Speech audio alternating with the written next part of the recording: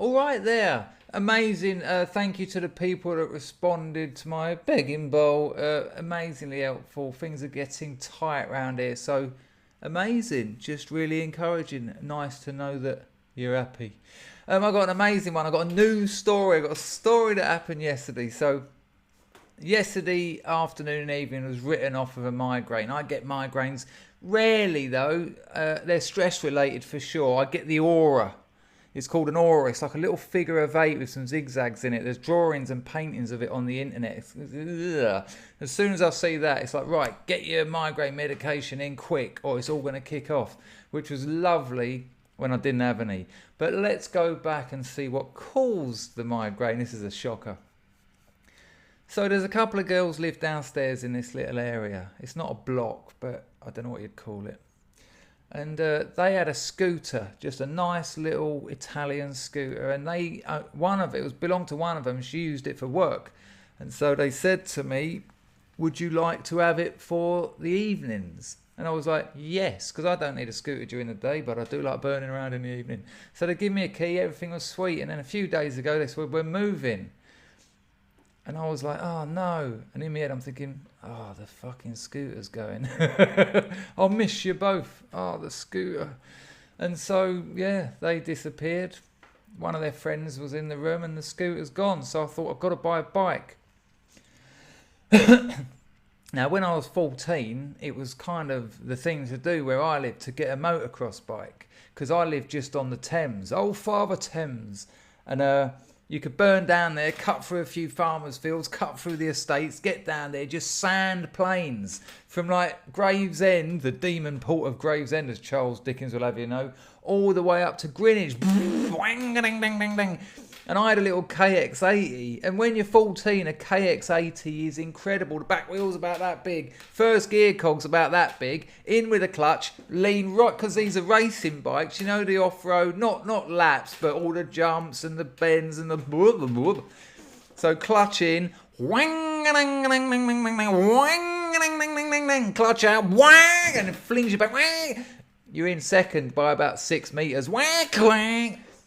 Now the gear shifter on a geared bike is fucking pain in the arse. It's like that, you got your foot above it. So it's 1 for first, second, third, fourth, fifth. And then to move down the gears, fourth, third, second, first, and then little click for neutral. But you've got to time that with your throttle on this hand and the gear, the clutch, on this hand. So you've got clutch throttle slip, clutch throttle kick, and then trying to remember it all. I haven't ridden an off-road bike for over 30 years. But I had to get one and I didn't want to look like an arsehole. What I should have done was taken someone down there who knows how to ride and they could have given me a saddler home. So I go in there and I'm looking around, I'm thinking, yeah, don't get a scooter. Yeah, get a big fucking dirt bike, like a road dirt bike, you know, a road bike in the style of a dirt bike. Now out here, you can ride a 125 out of the shop legally. You can just go into the shop and get a 125 and they give you your paperwork and you're good to go. So I was telling him that and he was like, yeah, what about this one? And it was this huge red and black Honda, massive petrol tank like that, huge beast of a bike. And he was like $500.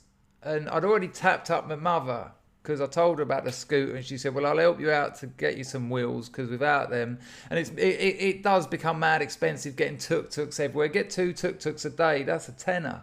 And that's 70 a week. So mum was cool. So done it all, filled in the paperwork, thumbprints, yeah, like an ink pad on the thing and all this, blah, blah, blah, blah, blah. And then they went, there you go then. And I was like, right. And this huge, like I've been used to just pushing around scooters. They're a hairdryer on a roller skate. This big old thing, and I was pushing out of the shop, all these fucking motor mechanics and shit just looking at me being, hello, sorry. Got it out onto the road. I'm on a main road. And a main road in Phnom Penh is serious. And I've got to go that way, which means going that way, and round the roundabout. Round the, God knows, 10 lanes of roundabout. Terrifying. Absolutely terrifying. So I get on it and I'm right, okay, clutch. 1, 2, 3, click it into neutral.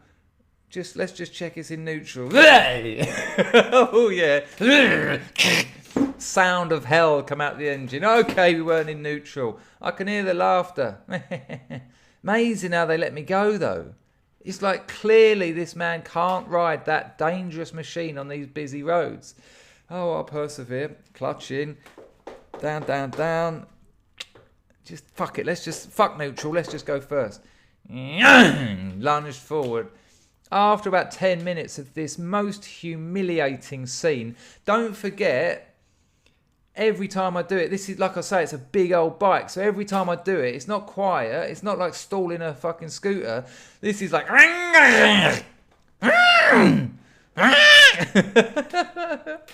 Finally, I'm driving along. The engine's screaming for me to change gear. And I'm approaching the roundabout. And I'm, no, hey, guys, hey. I don't know what to do. It was a nightmare. It's about a 3-mile ride home. Stalled it at every junction. At one point, at one point when I realised the rear brake didn't work. I mean, it did. Rear brake's on your right foot. Your foot's above a lever. Your foot's above a lever and you push it down to, 60% front brake, 40% back brake. That's what I learned as a kid. But when you've got to push that back brake like that, I'm like doing yoga to try and get it in. So now I'm fucking just hideous. When I got in, I got it. It's weird how your body will give you what you need to achieve something. Because when I got in, pushed it into the little bit downstairs, a smell of petrol everywhere. There's grease on my hands. Something wrong with the steering as well. That weren't right. As soon as I get in, I was like, whew, oh, and then then the migraine starts. Now, we associate migraines with headaches, but I'll be honest with you, the headache is the least annoying, least painful bit of my migraine. You know, the visuals, I said when I see the visuals, I know I've got to take a medication. Haven't bought any with me. Haven't bought any. Couldn't get to the chemist to get some, even if they had it. So I just thought, nah, you're just going to suffer this. And then the puke starts. Oh, hadn't even eaten anything.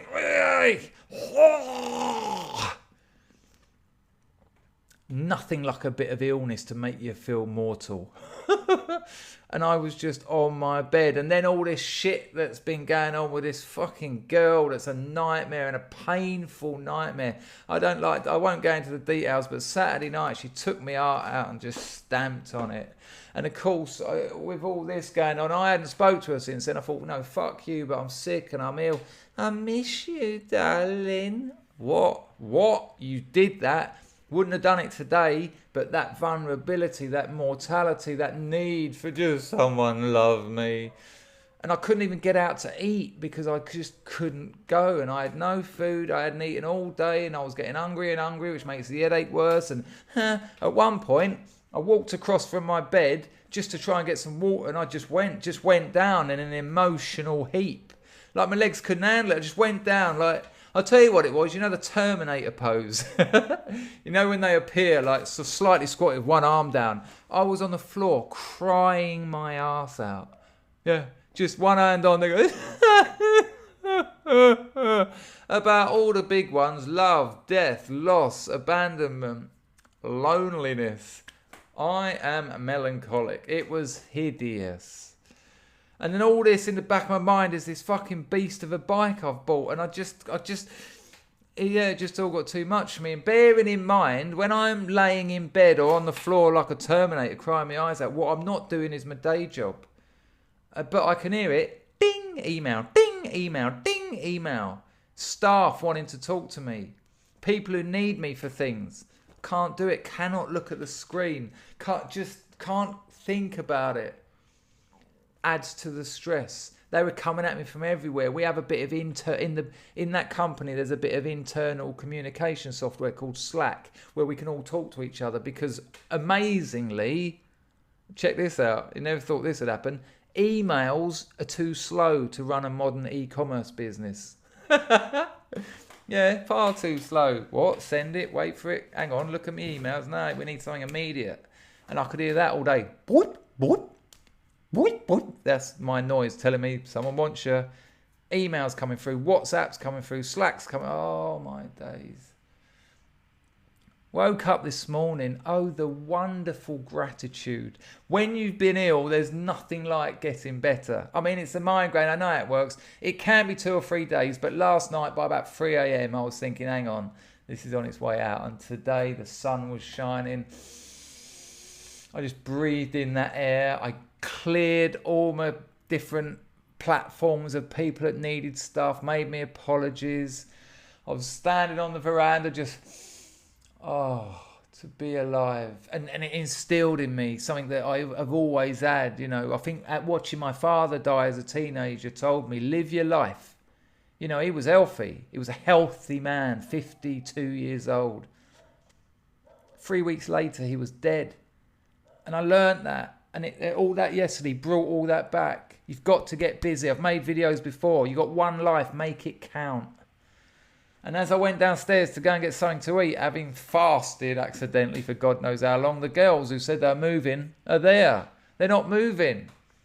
And she looked at the bike and she said, we're back. So's the bike. She went, take that death machine back. And I looked at it.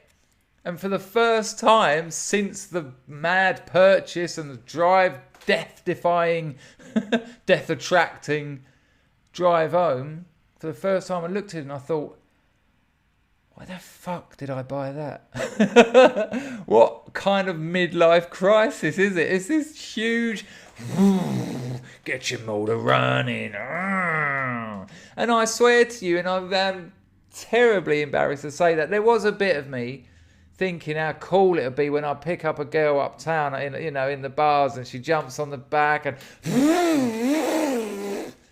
rather than. But then it reminded me of a Chris Morris sketch in the Day Today when he was talking about drugs being cool, and then he had loads of photos of like dead people. Is this cool? Is it? Is this cool? And I was thinking, yeah, being dragged up Phnom Penh High Street by a van that smashed me into a car, taking my fucking skin down to the bone and then the bone down to the nub, and just come out of it and no arms and no legs. Is this cool? What a twit. So I got one of the Cambodian girls to ring him up and tell him the back brake don't work. The motorbike's been in an accident, which it has somewhere along the line, because the steering and the forks are having a different conversation. And I said to him, tell him he's got to come and get it. And the geezer say, no, he's got to ride it down. I said, I'm not riding that death trap again. You come and collect it. And he said to her, I'm not riding that death trap. Cheeky bastard. However, it would seem they're coming tomorrow to get it and give me a full refund, which is lovely, because now they're back, I have to carry on paying them off monthly for the use of the scooter.